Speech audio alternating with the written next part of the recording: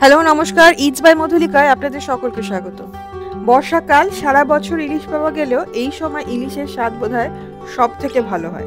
প্রত্যেক বাঙালির বাড়িতেই হবে এই সময় ইলিশ মাছের ভাজা, ভাপা, ঝোল, ঝাল। আমি আজকে বানাচ্ছি ইলিশ মাছের ভাপা, কড়াই ভাপা ইলিশ। যতবার এই রান্নাটা করেছি প্রত্যেকবার সবাই ভীষণ প্রশংসা করেছে, তাই সেই রেসিপিটাই শেয়ার করছি আমি আপনাদের সাথে। নিয়েছি ইলিশ মাছ। আমি এখানে জাস্ট 2 টুকরো ইলিশ মাছ নিয়েছি। 250 গ্রামের মতো ইলিশ আছে, 225 গ্রামের মতো ইলিশ মাছ আছে এখানে। মাছটাকে প্রথমেই নুন মাখিয়ে ম্যারিনেট করে রেখে দেবো। আমি কিন্তু হলুদ মাখাই না, শুধু নুন, 1/2 চা চামচ নুন দিয়ে ম্যারিনেট করে রেখে দিতে হবে মাছটাকে 10 থেকে 15 মিনিট। মাছের মধ্যে নুনটা ভালো করে ঢুকে যাবে। যদি এইভাবে আগে নুন মাখিয়ে না নেওয়া হয় তাহলে কিন্তু আমি দেখেছি যতই ঝোলে নুন হোক মাছে কিন্তু নুন ঢুকতে চায় না।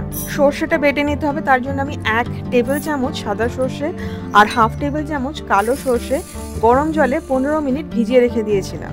এইভাবে খানিকক্ষণ ভিজিয়ে রাখলে বাটতে খুব সুবিধা হয়। আমি মিক্সিতেই বেটে নিচ্ছি, এটা শিলনোড়ায় বাটলে আরও ভালো হয়। দিয়ে দেবো 2টো কাঁচা লঙ্কা, চাইলে কাঁচা লঙ্কার পরিমাণ আরও বাড়িয়ে দিতে পারেন। নুন আর চিনি না দিয়ে বাটলে কিন্তু সর্ষেটা তেতো হয়ে যেতে পারে, সুতরাং সামান্য একটুখানি নুন, চিনি আর নারকেল কোড়া, 1/2 কাপ নারকেল কোড়া দিয়ে আমি খুব ভালো করে একটা পেস্ট বানিয়ে নেব। নারকেল কোড়াটা দিলে কিন্তু টেস্টটা খুব ভালো আসে।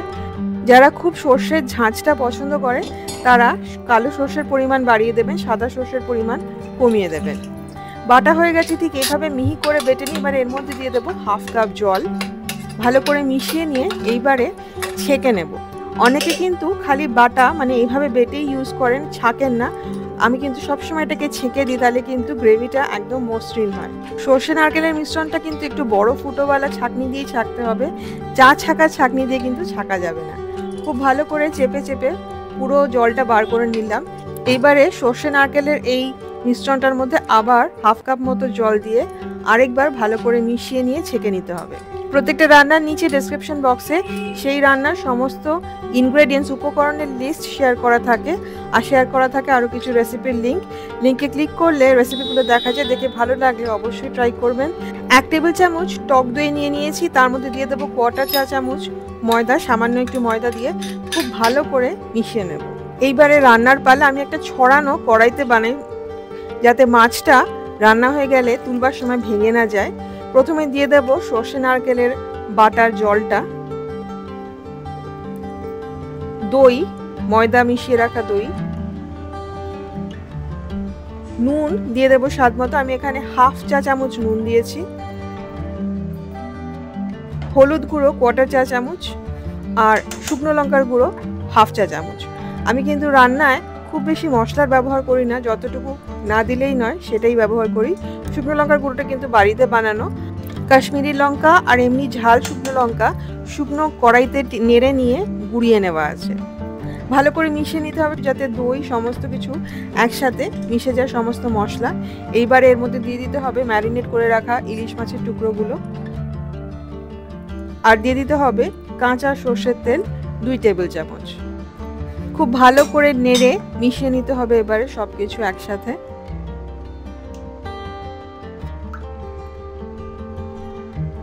আর কিছুই না, এইবারে গ্যাসের ফ্লেমটা অন করে রান্না করতে হবে মাঝারি আঁচে 3 থেকে 4 মিনিট। 1 পিঠ রান্না হয়ে গেলে উল্টে দিয়ে আরও 3 থেকে 4 মিনিট রান্না করতে হবে অন্য পিঠটাও, যতক্ষণ না মাছটা পুরো সিদ্ধ হয়ে যায়। দেখবেন ডিমটার রঙও পাল্টে যাবে, মাছের রঙও পাল্টে যাবে। খুব সাবধানে উল্টাতে হবে। ইলিশ মাছ খুব নরম মাছ, নাহলে কিন্তু ভেঙে যেতে পারে। 3 থেকে 4 মিনিট বাদে রান্না কিন্তু একদম শেষ। কাঁচা লঙ্কাটা যদি ঝাল পছন্দ করেন তাহলে চিড়ে দেবেন। আমাদের বাড়িতে সবাই খুব একটা ঝাল খায় না, সুতরাং আমি গোটা লঙ্কাই দিলাম 5টা থেকে 6টা। এবং রান্না শেষ হয়ে গেলে গ্যাস বন্ধ করে উপর দিয়ে ছড়িয়ে দেব আরও 1 টেবিল চামচ সর্ষের তেল, 1 থেকে 2 টেবিল চামচ সর্ষের তেল। কড়াই ভাপা ইলিশ একদম রেডি টু সার্ভ। 15 মিনিট মতো স্ট্যান্ডিং টাইম দিয়ে সার্ভ করুন গরম ভাতের সাথে। গরম ভাতের সাথে এটা খেতে সব থেকে বেশি ভালো লাগে। প্রত্যেক বাঙালি বাড়িতে কিন্তু ভাপা ইলিশ বানানো হয়, ঠিক এইভাবে একবার বানিয়ে দেখবেন। আমাকে কমেন্ট করে জানাবেন যে আপনাদের কেমন লাগলো। রেসিপিটা যদি ভালো লাগে প্লিজ লাইক করবেন, শেয়ার করবেন। ইটস বাই মধুলিকা অবশ্যই সাবস্ক্রাইব করবেন।